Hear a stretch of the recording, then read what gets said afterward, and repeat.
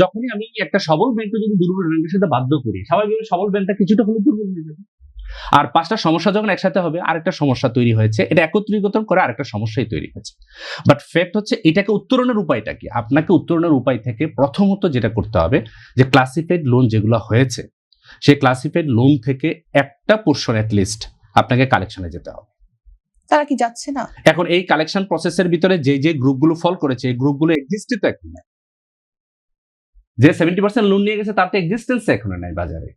তাহলে এই যে বাজারে এক্সিস্ট করছে না, বা সে টোটালি নিজেকে এখন ইনসলভেন্ট ঘোষণা করে দিয়ে রাষ্ট্রীয়ভাবে চলে গেছে, এখন এই টাকাটা ফেরত আসার যে প্রসেসগুলো আছে, আমার সাজেশন হচ্ছে যদি এই 5টা ব্যাংকে একত্রীকরণ করেছে, এটা আসলে এছাড়া কোনো অপশন ছিল না, এটা মন্দের একটা ভালো অপশন হয়েছে।